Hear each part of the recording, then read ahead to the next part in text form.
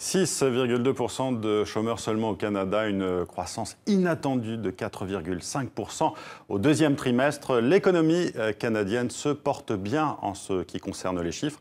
Mais est-ce le cas aussi pour ses habitants? On va interroger à ce propos Benoît Durocher, économiste principal au Mouvement Desjardins. Merci d'être avec nous en direct de Montréal. Benoît Durocher, j'ai cité ces chiffres à l'instant sur la croissance et sur l'emploi. Que se passe-t-il au Canada et au Québec? Pourquoi cette embellie?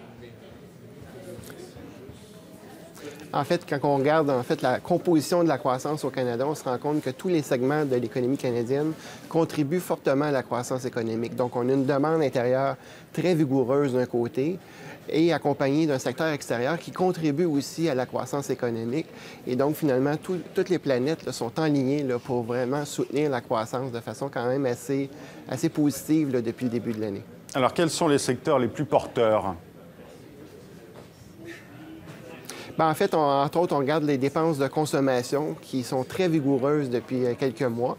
Et en fait, c'est stimulé, entre autres, comme vous l'avez mentionné, par le marché du travail qui se porte très bien. Donc, les revenus des ménages sont en forte progression. La confiance des consommateurs est élevée. Et évidemment, tout ça reste un portrait très positif et très favorable pour les dépenses de consommation. Les investissements des entreprises qui avaient grandement souffert de la chute du secteur de l'énergie recommencent à augmenter et à contribuer à la croissance de l'économie canadienne. Et le gouvernement aussi, il ne faut pas le négliger, qui contribue aussi à la croissance, ne serait-ce par son effet stimulant, par les mesures fiscales qui ont été annoncées là, il y a un an maintenant au Canada. Benoît Durocher, est-ce qu'on pourra parler bientôt de plein emploi selon vous? Le plein emploi, selon les critères de l'Organisation internationale du travail, c'est un taux de chômage compris entre 2 et 4%. Bien, en fait, on est encore loin de ce niveau-là. On se situe aux alentours de 6 pour le Canada, tout dépendant des mois. Donc, ça serait quand même... La marche est quand même grande là, pour descendre à des niveaux aussi bas que ça. Mais la tendance est quand même indéniablement à la baisse là, pour le taux de chômage. Donc, on voit vraiment une amélioration du marché du travail au Canada qui est très favorable et qui commence à faire aussi son œuvre là, sur les salaires qui progressaient jusqu'à tout récemment de façon quand même assez mitigée.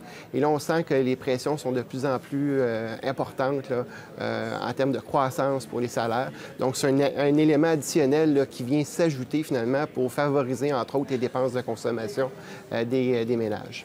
Alors, il y a quand même des interrogations sur le type d'emploi créé. La création d'emplois à temps partiel contrebalance la disparition d'emplois à temps plein. Est-ce qu'il y a une précarisation du marché de l'emploi au Canada aujourd'hui?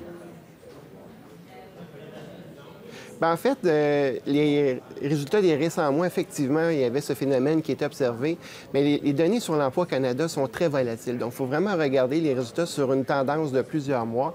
Et quand on regarde sur cette tendance sur plusieurs mois, on se rend compte que finalement, le travail à temps plein se porte quand même assez bien. Donc, il y a vraiment une embellie au niveau du marché du travail qui est très bonne. Et il faut comprendre qu'il y a un certain phénomène démographique aussi en arrière de ça.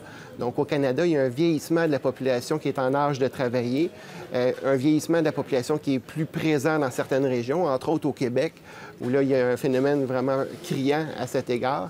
Et donc, comme la population en âge de travailler diminue même dans certaines régions, mais le bassin de travailleurs est réduit et donc ça favorise évidemment l'emploi et la diminution du taux de chômage et ça amène évidemment une certaine vitalité là, pour les ménages canadiens. On dit que ce sont les jeunes qui sont les plus touchés par la disparition de ces emplois à plein temps. Comment l'expliquer? Bien, en fait, c'est souvent le cas. Souvent, les jeunes commencent leur carrière, donc ce sont souvent les plus vulnérables lorsqu'il y a des soubresauts comme de cette nature au niveau du marché du travail. Mais encore une fois, quand on regarde la tendance depuis quelques années, vraiment, chacune des tranches de la population, chacune des tranches de travailleurs a vraiment bénéficié de cette embellie du marché du travail. Merci Benoît Durocher en direct avec nous depuis Montréal.